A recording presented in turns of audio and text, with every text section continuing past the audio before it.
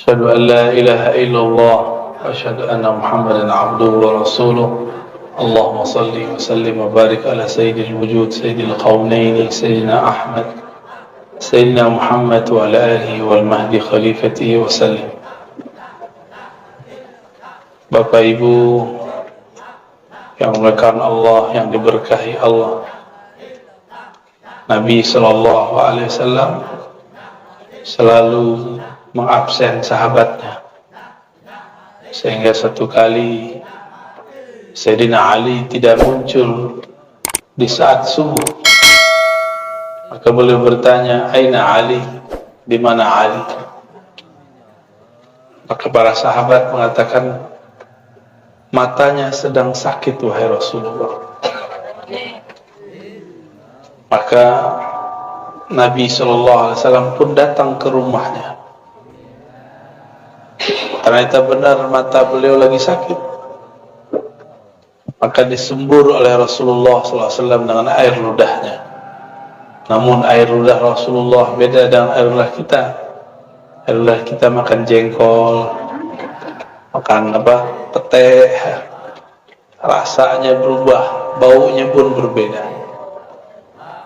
Baginda Nabi Muhammad SAW menganggap bahwa orang yang dapat berkah hidupnya, orang yang memulai bangun subuh, yang mulai dengan berjamaah di masjid, itu keberkahan yang berlipat. Semoga yang hadir pagi ini diberkahi oleh Allah SWT. Saya yakin yang hadir ini punya pekerjaan nanti, ya. Tapi menyempatkan pagi hari sebelum bekerja untuk mengisi kalbunya. Insya Allah ini pertanda kalbunya hidup. Semoga ini juga pertanda kalbunya sehat. Kalbu itu di dalam Al-Quran dibagi 3. Ada kalbu muttaqin, hudal lil muttaqin. Ini kalbu yang di dalamnya ada hidayah. Kalbu seperti ini tidak ada keraguan kepada Alkitab dan Sunnah.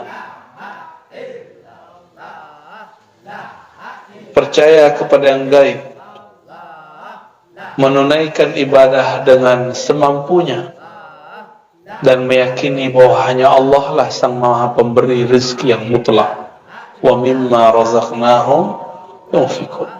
Rezeki itu jatahnya sudah ada, tinggal mau jemput.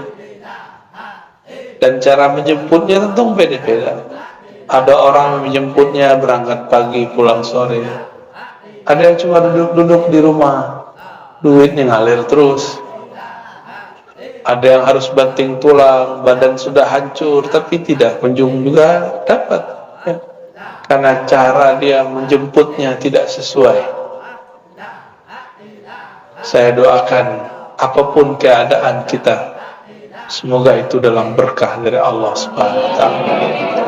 Keberkahan itu hanya diyakini oleh orang-orang yang muttaqin, yang percaya dan hatinya ada nur yakin. Maka disebut muqinun. Mereka ini orang-orang yang yakin, orang-orang yang penuh keyakinan. Ini disebut qalbul muttaqin. Qalbu apa? Qalbu ini qalbu yang sehat.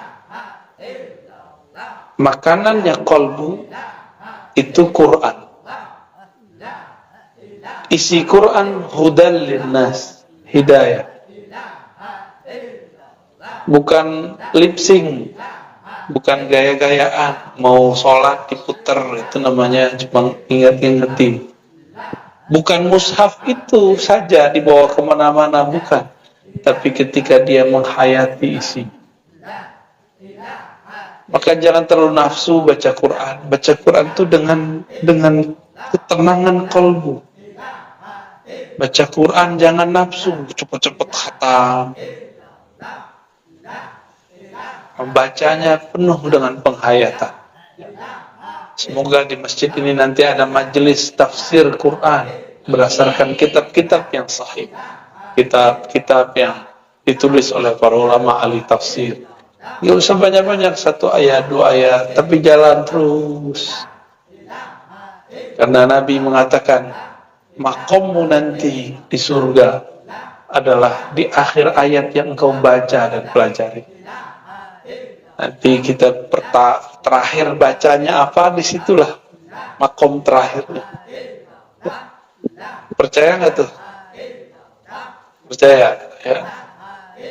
Apa kata Allah? Irqi, naiklah kamu. Makomnya naik terus, 1 ayat beda dengan orang di samping, itu udah ibarat langit 1 dengan langit 2 makomnya.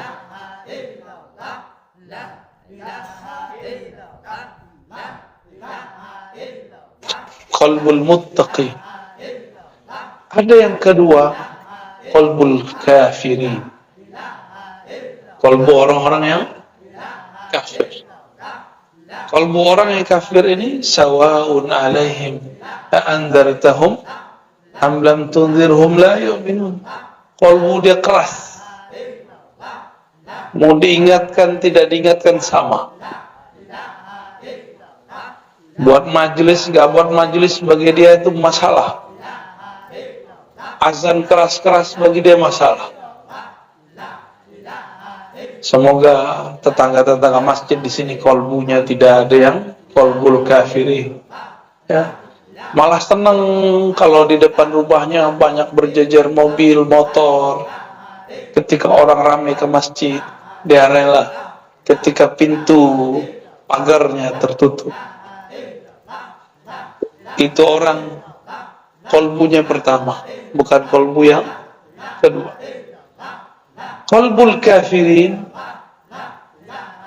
Allah kunci kolbunya. Khatamallahu ala qulubihim.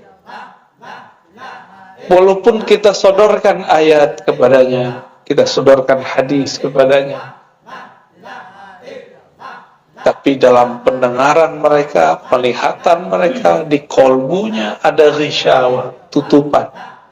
Inilah yang membuat mereka tidak dapat menangkap rahasia-rahasia ayat.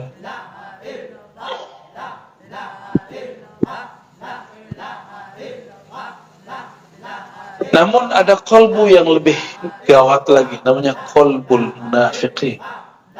Kolbu orang munafik. Munafik itu nafaqah. Orang-orang yang menunjukkan kesolehan tapi menyembunyikan kekufuran. Izhar as-salah wal iman wa ikhfa'ul kufur wal fisq. Menyembunyikan kebusukan hatinya, kekufurannya, ingkarnya, menunjukkan kesolehannya. Maka orang begini ketemu orang beriman yang pertama, kelompok muttaqin, usahakan soleh. Nanti ketemu orang-orang kafir pun dia ejek lagi itu orang-orang yang muttaqin. Namun karena mereka ini menyembunyikan kekufuran, sangat sulit untuk mendeteknya. Mendeteksi ini orang ini siapa sebenarnya. Disebutkan di dalam Al-Quran bahwa mereka ini mengatakan beriman kepada Allah dan hari akhir, tapi sebenarnya mereka tidak percaya. Seperti lain di mulut, lain di hati. Ini ciri pertama, qalbu munafik. Dan dalam diri kita ada itu semua. Ketika kita takbir, lisan membaca Allahu Akbar, qalbu tidak membesarkan Allah. Ini sudah mulai kena itu. Kepala sujud, tapi hati tidak sujud. Kita semua ya, benar. Baca Subhana Rabbil Azim wa bihamdi, tapi tidak menta'zim Allah. Baca Subhana Rabbil A'la wa bihamdi, tapi tidak meninggikan Allah Subhanahu wa ta'ala. Allah enggak perlu disuci-sucikan. Persepsi kita tentang Allah yang perlu disucikan. Ya, Mereka ini yukhadi'un. Mereka ini mencoba menipu Allah dan orang-orang beriman. Dikira kalau berpenampilan yang saleh, berkalam-kalam yang Arabik ya, ke Arab-Araban, berpenampilan seperti ahli sholat, bisa menipu orang beriman, bisa menipu Allah Subhanahu wa ta'ala. Ini orang sibuk dengan penampilan, gak sibuk dengan yang di dalam batinnya. Inilah nasib orang-orang munafik, disebut qalbul munafiqin. Qalbu munafik itu dikatakan dalam Al-Quran, fi qulubihim marad. Di qalbu mereka ada penyakit-penyakit. Ayat ini menunjukkan bahwa penyakit itu tidak hanya yang zahir, penyakit pala. Kalau Bapak Ibu ini penyakit kantong ya, ngomong sama dia duit aja isi otaknya. Apa kabar? Dompet kurang. Omongannya duit. Kapan ngomongin Allah? Ada lagi ngomonginnya kawin. Kapan membicarakan Allah Subhanahu wa ta'ala? Maka disebutkan dalam ayat lain, wala yazkurunallaha illa qalila. Munafik itu qalbunya tidak ingat, tidak sebut Allah kecuali sedikit. Penampilan soleh, tapi kalau ngomong ke politik, kebencian isinya. Enggak ingat Allah Subhanahu wa ta'ala. Mereka lah yang merusak di zaman Rasulullah sallallahu alaihi wasallam. Mereka tidak punya tempat di sisi Rasul sallallahu alaihi wasallam. Maka mereka membuat masjid baru, tandingan masjid Nabi, masjid Dirar, masjid yang ingin merusak barisan umat Islam. Masjid tandingan. Tapi ketika mereka makar, Allah pun bermakar. Karena makar itu dibuat oleh hamba Allah. Si hamba tunduk kepada Allah Subhanahu wa ta'ala. Ketika mereka makar, apa yang terjadi? Allah pun menyusun skenario sendiri. Tiba-tiba Rasulullah mengirim Ibnu Malik untuk nyamar jadi orang munafik. Satu kali Nabi sallallahu alaihi wasallam diundang oleh beberapa sahabat untuk makan di rumahnya. Ketika giliran sampai di seorang sahabat, Nabi diminta sholat di rumahnya. Ternyata ini rumah baru diresmikan. Itulah dalil kalau kita baru naik rumah, diundang ulama, guru ngaji, sholat di situ. Sholat sunnah kan atau sholat apapun. Itu bukan bid'ah ya. Nggak tahu, tanya aja dalilnya. Jangan bilang bid'ah mulu ya. Apa istilah orang sini? Kalau rumah baru kita huni itu apa? Naik rumah ya. Benar. Samalah dengan istilah kampung saya. Makanlah Nabi sallallahu alaihi wasallam di sana. Selesai makan, ngobrol. Tahu-tahu Nabi nanya, "Aina fulan? Aina Ibn Malik? Mana si Malik?" Berkatalah sahabat Nabi yang lain, "Wahai Rasulullah, itu si Malik munafik. Dia masuk wajahnya wajah munafik. Masa dia hadir di masjid Dirar?" Kira-kira begitu. Apa kata baginda Nabi sallallahu alaihi wasallam? Pada pelit selawat ya, dari tadi saya ngetes itu cuma ada yang selawat dong Pak ya. Antum nanti panggil Nabi cuekin karena nggak pernah selawat di dunia. Sebut nama Nabi lewat aja, bengong aja. Udah sadar belum? Masih dalam tidur ya? Masih tidur? Wudhu lagi. Nabi sallallahu alaihi wasallam ketika beliau bertanya, di mana Malik Ibnu Malik? Jawaban para sahabat radhiyallahu taala anhum, dia munafik wahai Rasulullah. Lalu Nabi sallallahu alaihi wasallam mengatakan, jangan kamu katakan dia munafik. Kenapa? Li'annahu, karena dia berkata la ilaha illallah Muhammadur Rasulullah. Dari kolbunya dia baca. Jadi Nabi ini melarang orang kalau sudah syahadat terus kita tuduh, itu dilarang. Cuma karena beda masjid, apalagi beda partai, apalagi nanti beda coblosan, itu nggak ada urusan antara munafik dan tidak munafik. Di partai manapun ada orang munafik, ada orang mukmin, ada mukhlis, ada yang bermuka 3, bermuka 2, ada yang muka 1, ada lengkap semua. Bisa jadi orang yang dituduh itu bukanlah seperti yang dituduhkan kepadanya. Nabi Shallallahu Alaihi Wasallam membersihkan nama sahabat ini. Ternyata itu orang adalah orangnya Nabi, disisipkan kepada orang munafikin. Jadi tenang aja. Katanya corona ini buatan-buatannya mereka ya. Biarin, tenang aja. Emang Allah tidur? La ta'khudhuhu sinatu wala naum. Allah tidak pernah tidur. Ngantuk.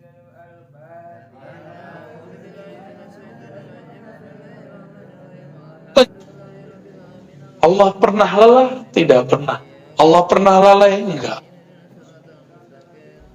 Karena Allah tidak pernah tidur, tidak pernah lelah, tidak pernah ngantuk, maka dia tidak akan pernah membiarkan orang Islam, orang beriman disiksa, dizalimi. Enggak akan pernah membiarkan. Karena Allah lah waliyul ladzina amanu, wali penjaga orang-orang yang beriman. Allah menyebut dirinya wali. Wali artinya penjaga. Maka wali Allah di muka bumi adalah orang-orang yang menjaga ajaran-ajaran Allah Subhanahu wa ta'ala. Ajaran Allah itu bukanlah ketika berpakaian, pakaian takwa. Ini emang pakaian takwa namanya. Ini pakaian Ahok ini. Baju koko kan artinya abang orang Cina ya kan. Ya, matanya sipit lah ya. Untung keturunan ke-17 kali. Kita aja yang kegeeran. Ini baju takwa. Nabi mengatakan at-taqwa hahuna. Takwa itu di dalam dada. Hahuna. Maka jangan lagi pernah menilai orang takwa lewat baju. Ya. Ini majelis subuh yang diberkahi Allah. Jangan nilai orang takwa lewat penampilan. Kalau ibu-ibu tuh model jilbab, apa urusannya model jilbab? Yang penting tutup aurat. Ya. Tutup aurat, tidak transparan, tidak ketat, udah muslimah, islami. Kalau bapak-bapak ini apa baju takwanya? Koko lagi? Ya salah.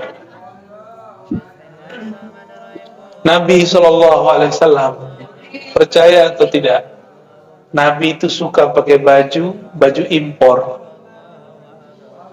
Mumpung orang Batam dekat sama Singapura, ngimpor gitu. Enggak begitu.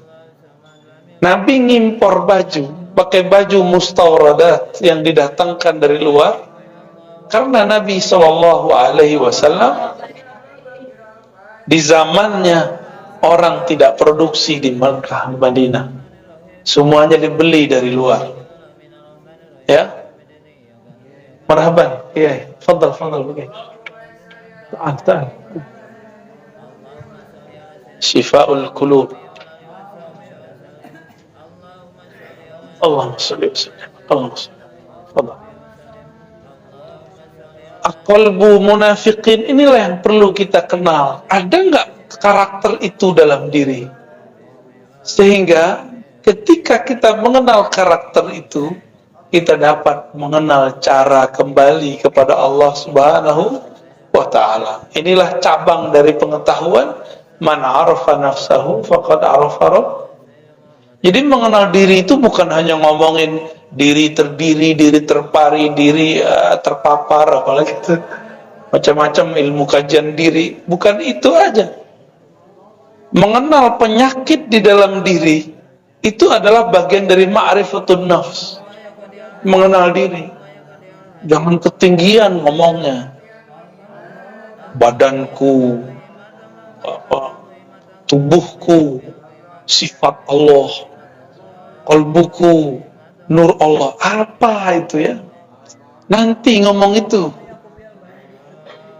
Emang dengan berkata begitu kita usul kepada Allah kan enggak? Ya, ada masanya ngomong begitu. Tapi enggak benar juga. Tubuh ini bukanlah sifat Allah, fi'il Allah.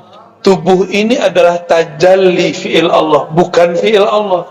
Itu beda tuh. Apa arti tajalli? Allah menunjukkan perbuatannya lewat tubuh kita. Maka orang yang mengenal struktur dalam dirinya, dia akan mengenal bagaimana cara Allah berbuat ke dalam dirinya. Bukan berarti dia jadi Allah kalau habis kenal diri. Ya. Kalau kenal qalbu, kenal nur Rasulullah sallallahu alaihi wasallam. Belum tentu juga ini qalbunya qalbu yang mana. Maka pembukaan kajian kita dimulai dari pembagian qalbu. Qalbu apa yang pertama tadi? Qalbul muttaqin. Qalbu yang kedua kafirin. Qalbu yang ketiga, qalbu ketiga ini dia ada iman tapi penyakitnya lebih banyak. Karena penyakitnya di dalam dada, yang mengerti cuma ahlus sudur, ahli dada, ahli rohani. Tidak semua guru ngaji, guru ustadz itu ahli qalbu. Ada yang cuma dapat ijazah fikih. Fikih ngurusin ilmu hukum. Ada yang cuma gelar LC, MA, doktor. Itu urusan akal. Ustadz begini ditanya mengenai ilmu qalbu. Apa kata dia? Bid'ah. Karena dia nggak ngerti, dia bilang bid'ah. Berarti qalbu dia lebih bermasalah lagi. Kenapa? Tidak boleh seseorang yang tidak punya ilmu terhadap sesuatu berkomentar terhadap barang itu. Saya nggak ngerti ilmu kedokteran. Boleh nggak saya berfatwa tentang kedokteran? Boleh nggak seorang dokter pemikiran Islam mendiagnosa penyakit seorang? Mendoakan boleh, mendiagnosa jangan. Saya mau tanya, dokter itu berapa tahun dia kuliah? 4 tahun. Koasnya berapa tahun? 2 tahun. 6 tahun baru jadi pakar ilmu penyakit zahir. Dan itu pun belum spesialis. Baru umum. Sama ustadz, kalau belajar agamanya baru yang zahir-zahir doang. Ya dia cuma pakar ilmu yang zahir. Jangan menjawab perkara yang batin. Ini ada orang gak pernah ngaji tasawuf, ditanya mengenai tasawuf, apa kata dia? Oh jangan belajar tasawuf, gila ntar. Tetangga saya belajar tasawuf, gila. Tuh berarti kasat mata yang dia hitung. Terus untuk apa dia belajar selama ini? Percuma dia belajar selama ini. Ada nggak orang kerja terus diberhentiin, apa namanya itu, di PHK, stres? Ada nggak? Ada nggak orang kapok bekerja? Kenapa orang nggak kapok bekerja? Lebih banyak orang stres karena di PHK daripada belajar zikir. Karena syaitan tidak pernah diam jika ada hamba Allah ingin belajar tentang Allah. Gak mau syaitan diam. Makanya guru-guru ngaji, guru-guru tasawuf, guru-guru mursyid tidak akan dibiarkan oleh syaitan, kecuali dia akan membisikkan wali-walinya, wali-wali syaitan, untuk ikut menyerang ahli-ahli tasawuf itu. Maka ciri-ciri tentara syaitan adalah menyerang ahli zikir, menyerang mursyid-mursyid yang bersanad tarikatnya kepada Rasulullah Sallallahu Alaihi Wasallam.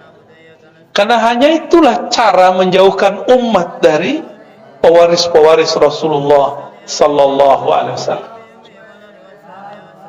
Syaitan itu nyata atau tidak? Tampak nggak? Tampak tidak, nyata iya. Tampak tidak, nyata iya.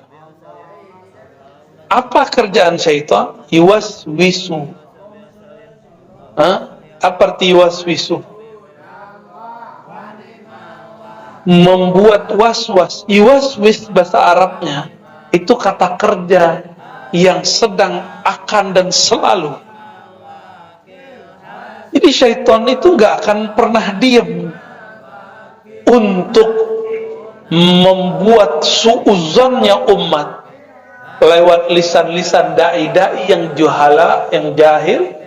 Bukan da'i ilallah, dia da'i kepada dirinya, bukan da'i ilallah, supaya umat jauh daripada ma'rifatullah, mengenal Allah Subhanahu wa ta'ala.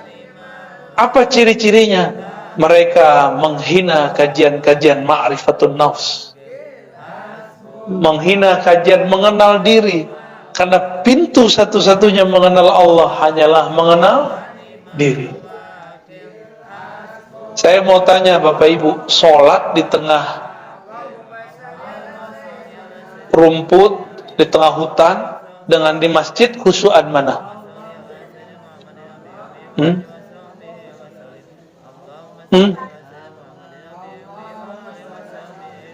Sholat ada gemercik air tambah khusyuk nggak? Iya apa enggak? Iya. Ya udah guyur aja di rumah itu hari. Kawan kita pengen sholat khusyuk, maka kata gurunya, sholatlah di tengah bunyi alam. Maka dia carilah batu di tengah sungai, biar gemercik air. Tahu-tahu ada ular.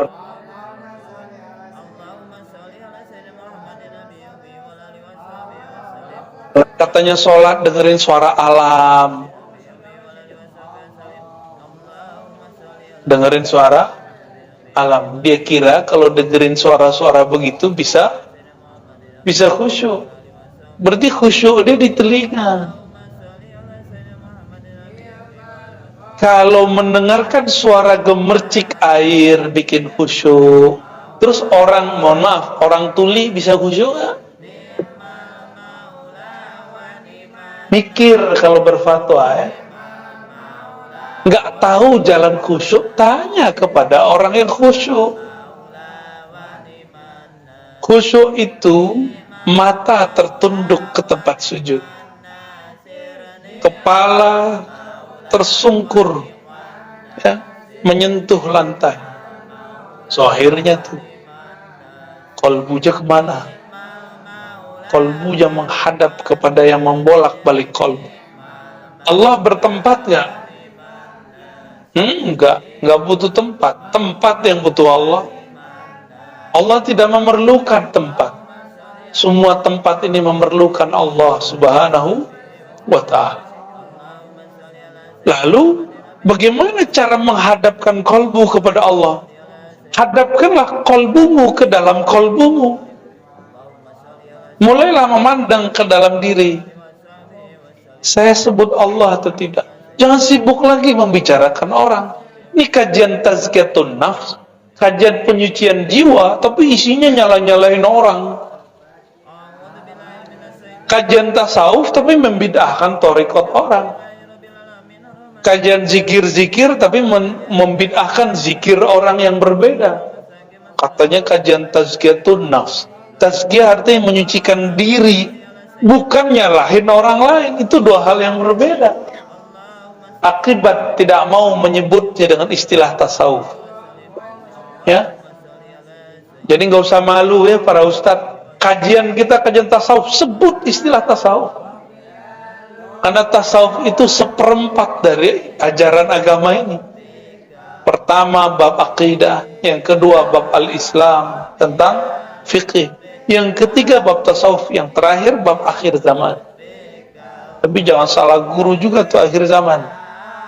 Kalau nggak beres yang nomor tiga ini jadi cocok logi, karena galau, kolbunya nggak selamat.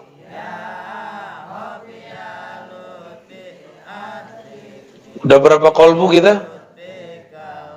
3. Orang kolbu munafik ini wajahnya terlalu banyak. Terlalu banyak. Datang ke orang beriman, dia ngaku beriman. Datang ke kelompok A, seakan-akan dia kelompok A. Nanti ketemu yang gak percaya kepada Allah, oh dia ejek-ejekin tuh orang beriman, kawan-kawannya.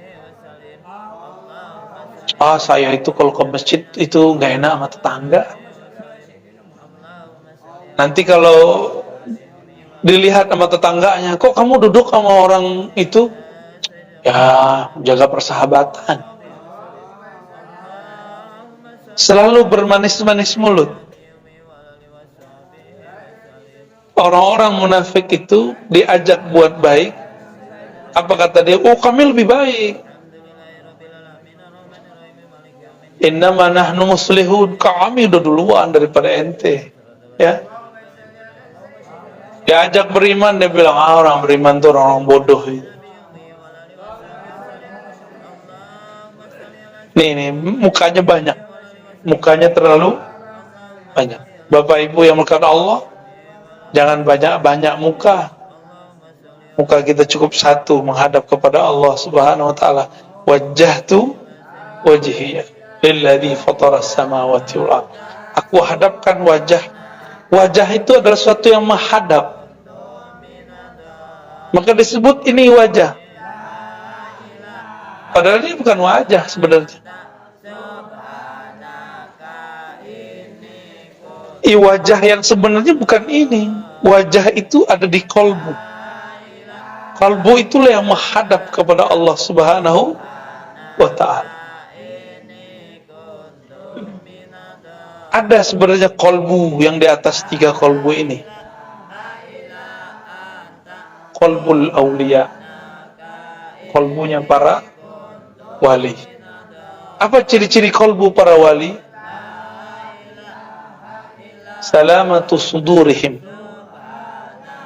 Sadarnya, dadanya, hatinya selamat daripada penyakit-penyakit kolbu. Enggak hanya itu, dia selamat daripada su'uzzan.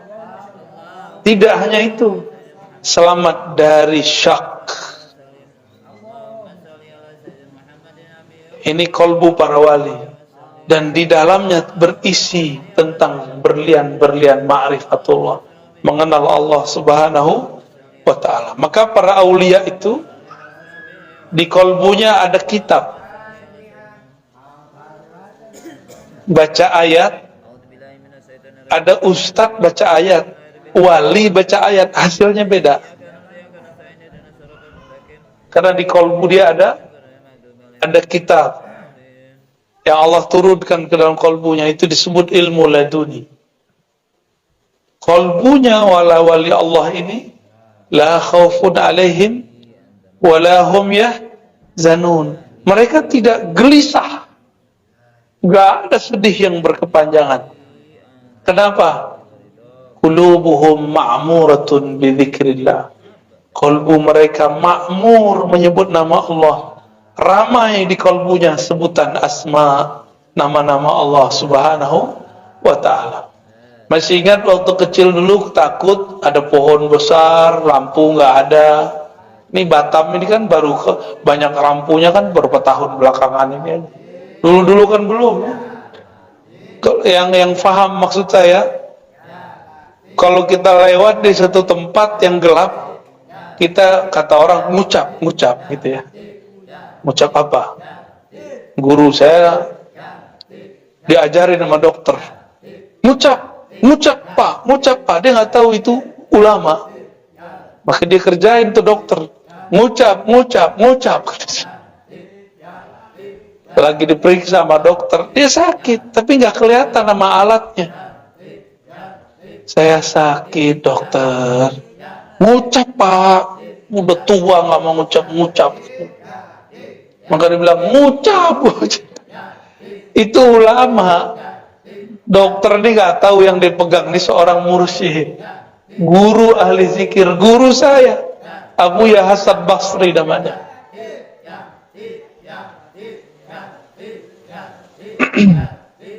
Ya kadang-kadang kita menggarami laut. Nah ini kadang-kadang nggak nyadar juga ya. Di depan saya laut apa nih? Kolam. Jangan comberan. Bapak Ibu ya bahkan Allah, ada qalbul aulia, ada juga qalbul anbiya. Qalbu para nabi. Qalbu para nabi.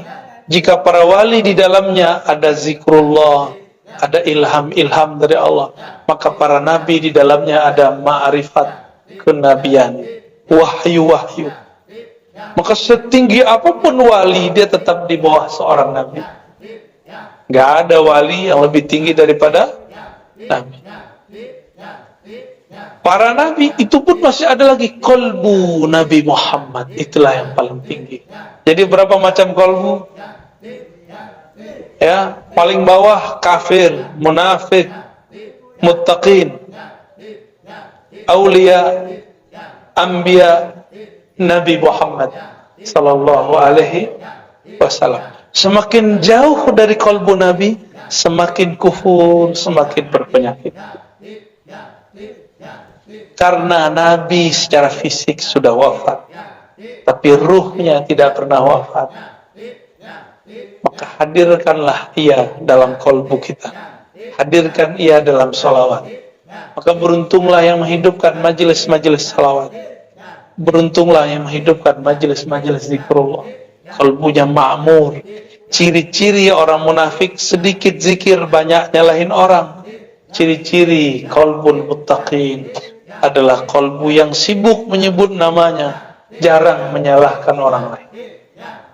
Maka ada kajian munafikin. Hati-hati. Dia pakai branding nama Rasul, hati-hati. Sunnah Rasul, hati-hati. Tugasnya mereka cuma nyalahin orang beriman, mecah belah umat. Nah, jangan sampai ini kemudian kita salah ambil. Semoga ke depan umat tambah dewasa, tambah mengerti mana yang disebut nutrisi kolbu, mana yang akan merusak kolbu, ya, mana yang akan menyembuhkan kolbu, syifa, mana yang menjadi halak, ya, menghancurkan kolbunya. Allahumma amin ya rabbal alamin. Gimana Pak? Udah.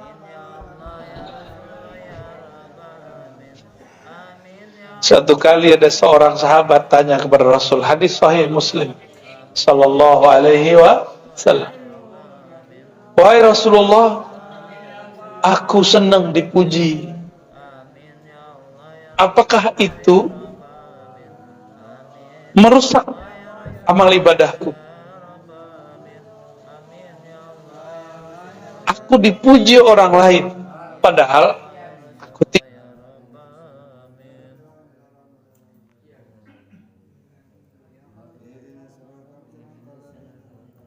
senang. Tuh berarti senang dipuji, ya. Jangankan antum, itu kiai samping saya aja begitu kok. Itu normal, sisi manusiawi.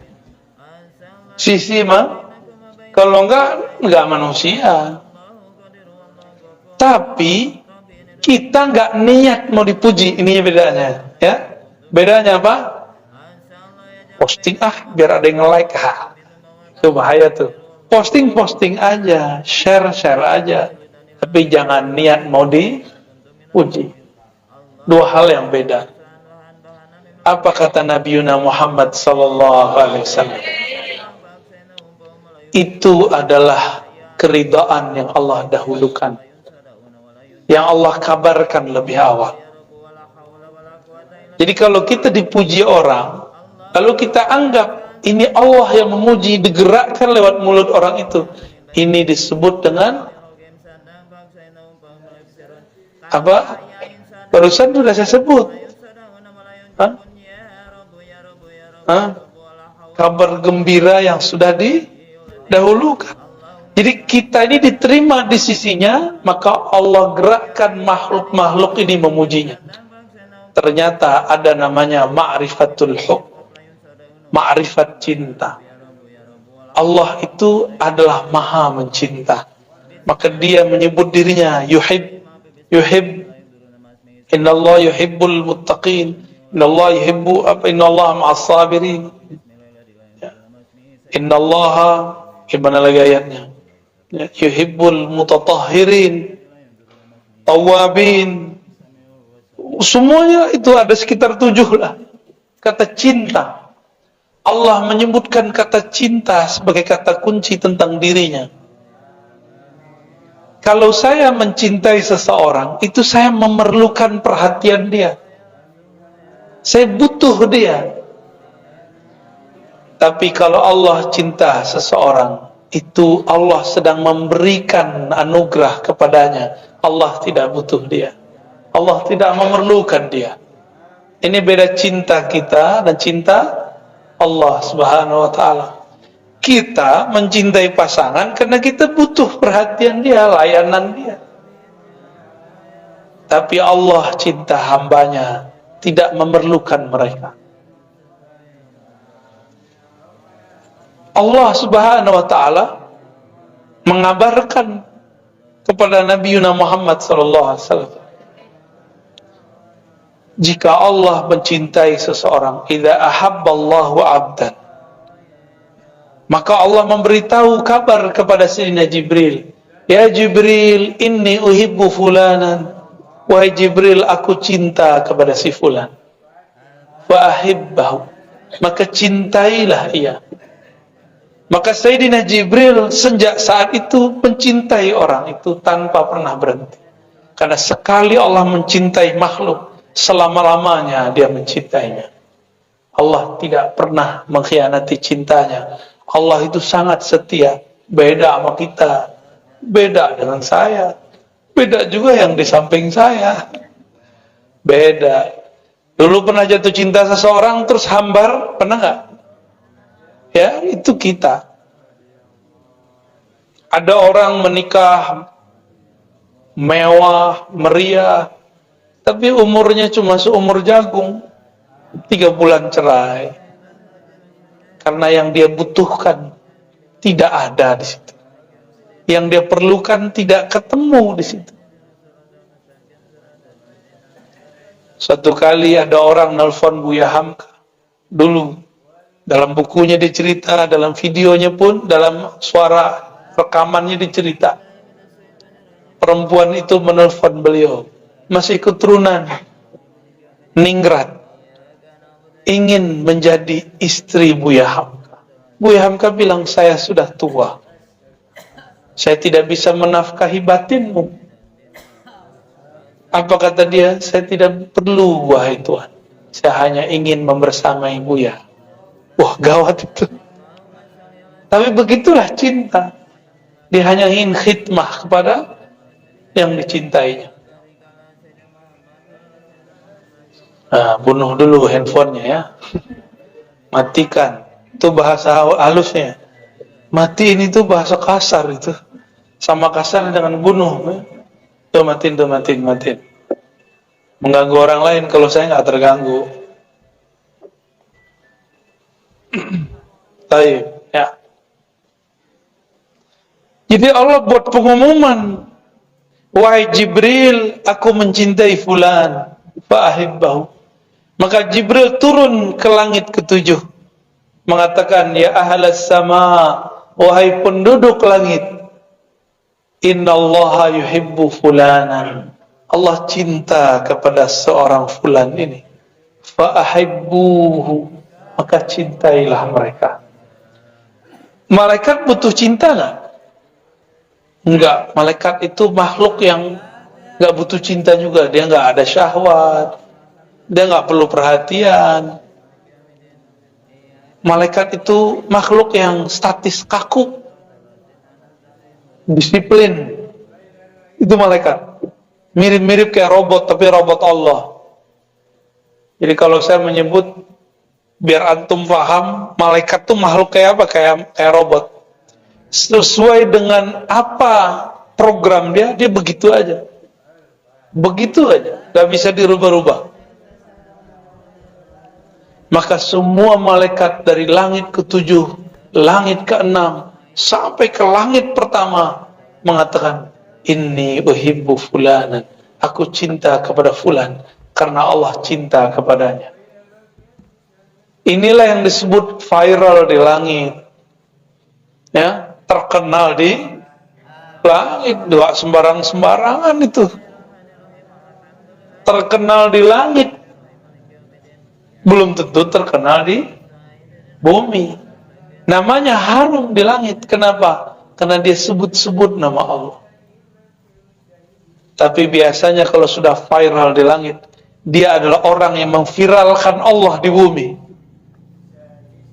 Orang-orang yang memperjuangkan agama Allah di bumi, Allah viralkan dia di langit. Nama-nama dia disebut. Inilah yang dikatakan dalam surat Ghafir, bahwa para malaikat memintakan ampun, yastaghfiruna lillazina amanu. Mereka memohonkan ampun untuk orang-orang yang beriman di bumi. Semoga nama yang hadir pagi ini termasuk disebut di sana. Amin ya rabbal alamin.